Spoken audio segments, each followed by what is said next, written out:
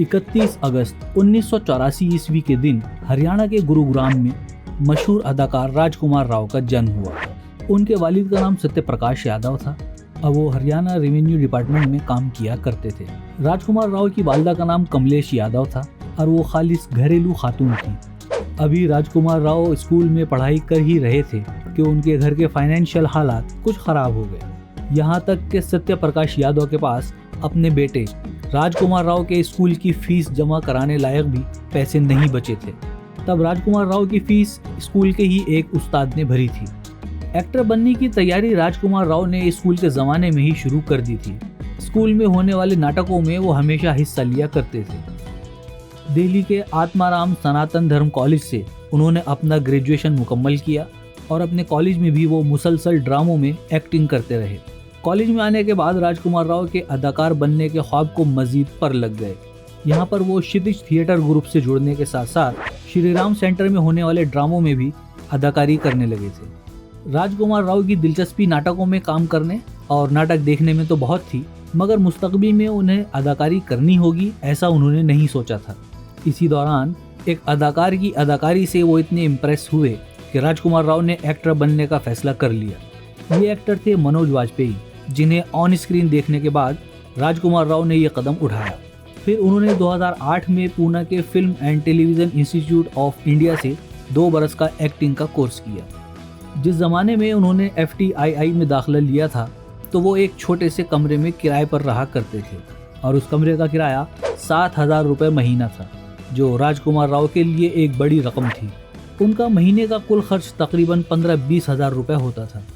उनके घर में गरीबी का आलम यह था कि महीना ख़त्म होते होते कभी कभी उनके अकाउंट में महज 18-20 रुपये ही बचते थे। FTII आने जाने का फासला उनके फ्लैट से 70 किलोमीटर लंबा था, जिसे वो रोज़ साइकिल से पूरा किया करते थे। 2008 में FTII से अदाकारी का कोर्स मुकम्मल करने के बाद काम हासिल करने के लिए उन्होंने बहुत जद्दोजहद की। शुरू में उन्होंने छोटी मोटी इश्तिहारी फिल्मों में काम किया और इस तरह वो महीने में 10-12 हज़ार रुपये का इंतज़ाम कर लिया करते थे। मगर कभी कभी तो ऐसा भी होता था कि पूरे महीने कोई काम ही नहीं मिलता था। गुर्बत के ऐसे दौर में राजकुमार राव को दोस्तों के साथ खाना शेयर करके गुजारा करना पड़ता था। ऑडिशन के लिए वो कड़ी मेहनत और मशक्क़त किया करते थे, फिर भी कोई काम नहीं मिलता था। उनकी ख्वाहिश थी बड़े बड़े प्रोजेक्ट्स में काम करना, लेकिन इतनी दौड़ धूप के बाद भी कोई बड़ा प्रोजेक्ट उनके हाथ नहीं आ रहा था। वक्त गुजरने के साथ साथ राजकुमार राव बड़ा और अच्छा रोल पाने की हसरत खोते जा रहे थे और उन्हें ऐसा लगने लगा कि वो इस फिल्मी दुनिया में कुछ नहीं कर पाएंगे। लेकिन कुछ ही दिनों में उनकी किस्मत पलटी और 2010 में डायरेक्टर राम गोपाल वर्मा ने उन्हें अपनी फिल्म रन में न्यूज़ रिपोर्टर के एक छोटे से किरदार के लिए सिलेक्ट कर लिया। ये किरदार करने के बाद एक बार फिर राजकुमार राव को नए काम करने के लिए जद्दोजहद करनी पड़ी। उसी दौरान उन्होंने एक अखबार में इश्तिहार देखा कि डायरेक्टर दिवाकर बैनर्जी अपनी फिल्म लव, सेक्स और धोखा के लिए नए चेहरों की तलाश में है। लिहाजा राजकुमार राव ने फिल्म लव, सेक्स और धोखा के लिए भी ऑडिशन दिया। उन्हें उम्मीद थी कि इस फिल्म में उन्हें काम ज़रूर मिल जाएगा और इस तरह राजकुमार राव कई दिन तक कंफर्म कॉल का इंतज़ार करते रहे, मगर कई दिन गुजरने के बावजूद कोई कॉल नहीं आया। एक दिन वो घर में अकेले बैठे थे, तभी फ़ोन की घंटी बजी, जो उनकी ज़िंदगी का सबसे अहम फ़ोन कॉल रहा। फ़ोन उठाते ही दूसरी तरफ से आवाज़ आई कि वो फिल्म में मेन लीड के लिए सिलेक्ट हो गए हैं। ये सुनते ही राजकुमार राव खुशी से झूम उठे। ये खुशी उन्होंने सबसे पहले अपनी माँ को फ़ोन करके सुनाई। इस फिल्म में कुल 3 कहानियाँ थीं, जिनमें से दूसरी कहानी के मरकज़ी किरदार आदर्श के लिए राजकुमार राव का सिलेक्शन हुआ था। इस किरदार को अदा करने के लिए उन्होंने अपना वज़न 6 किलो कम भी किया था। फिल्म लव, सेक्स और धोखा में अवाम ने राजकुमार राव के काम की बहुत तारीफ की। 2 करोड़ में बनी इस फिल्म ने तकरीबन 10 करोड़ की कमाई की थी। इस फिल्म की कामयाबी के बाद बॉलीवुड में राजकुमार राव अपनी एक खास इमेज बनाने में कामयाब हो गए थे और इसके फौरन बाद ही प्रोड्यूसर एकता कपूर ने उन्हें अपनी आने वाली फिल्म रागिनी MMS के मरकजी किरदार के लिए अप्रोच किया। शुरू में राजकुमार राव इस रोल को कबूल करने के लिए रजामंद नहीं थे, क्योंकि ये रोल उनकी पिछली फिल्म के रोल के जैसा था। मगर फिल्म के कास्टिंग डायरेक्टर अतुल मोंगिया के समझाने पर राजकुमार राव इस फिल्म में काम करने के लिए राजी हो गए। 2011 में रिलीज हुई फिल्म रागिनी MMS के डायरेक्टर पवन कृपलानी थे और इस फिल्म में राजकुमार राव की हीरोइन कायनाज मोतीवाला थी। तकरीबन 1.5 करोड़ रुपए की लागत से बनने वाली इस फिल्म ने 9 करोड़ की कमाई की थी। इसके साथ ही 2011 ईस्वी में ही राजकुमार राव की एक और फिल्म शैतान भी रिलीज हुई थी, जिसमें उन्होंने एक पुलिस इंस्पेक्टर का किरदार अदा किया था। इस फिल्म के प्रोड्यूसर थे अनुराग कश्यप, सुनील बोहरा और गुनीत मोंगा, और इस फिल्म को डायरेक्ट किया था बिजॉय नाम्बियार ने।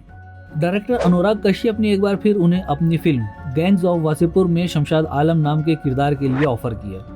इस रोल में पूरी तरह ढलने के लिए खुद राजकुमार राव वासेपुर गए थे और कई दिनों तक वहां रहकर उन्होंने वासेपुर की जबान और लोगों से बात करने का स्टाइल सीखा था।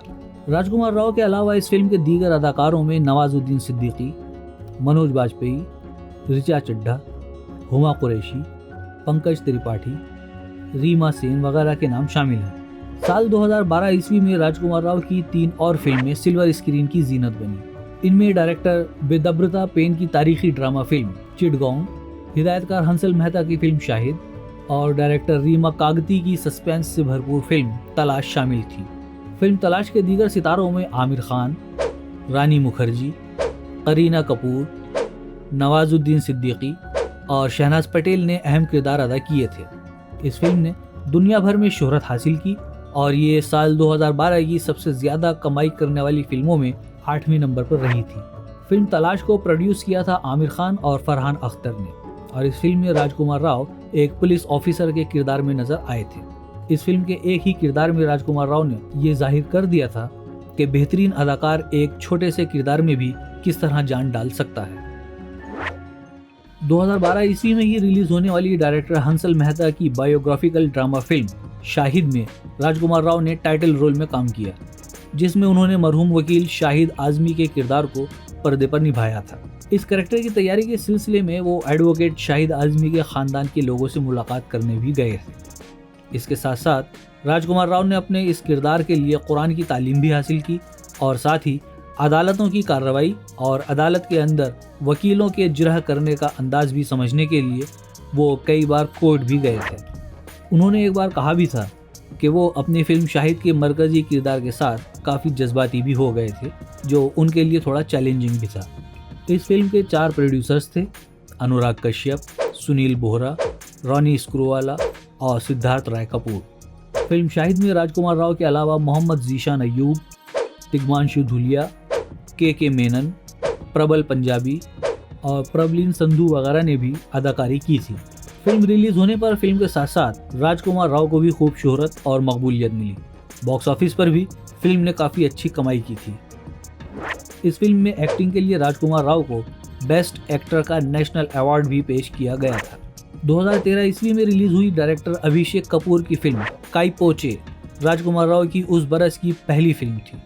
इस फिल्म में उनके साथी अदाकारों में सुशांत सिंह राजपूत, अमित साध, अमृता पुरी, ताहिर राज भसीन, आसिफ बसरा और मानव कौल वगैरह के नाम अहम हैं। इस फिल्म में बेहतरीन अदाकारी के लिए राजकुमार राव को फिल्म फेयर ने बेस्ट एक्टर के अवार्ड के लिए पहली बार नॉमिनेट भी किया था। इसके अलावा 2013 ईस्वी में ही राजकुमार राव की एक कॉमेडी फिल्म बॉयज तो बॉयज है भी रिलीज हुई थी, जिसके डायरेक्टर अमित वत्स थे, मगर इस फिल्म को लोगों ने कुछ खास पसंद नहीं किया। 2014 ईस्वी में राजकुमार राव ने एक बार फिर डायरेक्टर हंसल मेहता की फिल्म सिटी लाइट्स में अपनी बेहतरीन और जज्बाती अदाकारी के जलवे दिखाए थे। इस फिल्म में उनके अपोजिट पत्रलेखा पाल हीरोइन थी। फिल्म सिटी लाइट्स की कहानी राजस्थान के एक ऐसे गरीब किसान की कहानी है जो रोजगार की तलाश में मुंबई आता है। हालांकि पहले इस फिल्म के डायरेक्शन की जिम्मेदारियां निभाने के लिए अजय बहल को साइन किया गया था, मगर ख्यालात ना मिलने की वजह से प्रोड्यूसर मुकेश भट्ट ने बाद में इस फिल्म का डायरेक्टर हंसल मेहता को बना दिया। एक इंटरव्यू में राजकुमार राव ने एक किस्सा शेयर किया था। जब स्कूल के ज़माने में राजकुमार राव एक लड़की को पसंद करते थे। पहली बार उन्होंने उस लड़की को फुटबॉल खेलते हुए देखा था, मगर इत्तेफाक से उस लड़की का पहले से ही एक बॉयफ्रेंड था। जब उस लड़की को पता चला कि राजकुमार उस लड़की से दोस्ती करना चाहते हैं तो वो भड़क गया।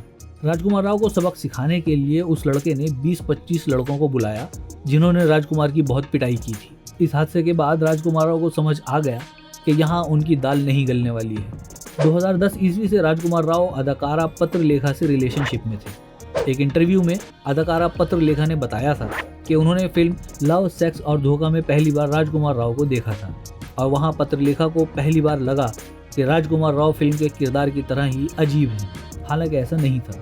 दूसरी तरफ राजकुमार राव ने एक इश्तिहार में पहली ही बार में पत्रलेखा को देखकर उनसे शादी करने का फैसला कर लिया था। दोनों ने 15 नवंबर 2021 के दिन चंडीगढ़ में शादी की थी। शादी में दोनों के खानदान के अफराद के साथ साथ दोस्तों और कई फिल्मी शख्सियात ने शिरकत की थी। साथ ही शादी के रिसेप्शन में हरियाणा के वजीर आला मनोहर लाल खट्टर भी उन्हें आशीर्वाद देने के लिए आए थे।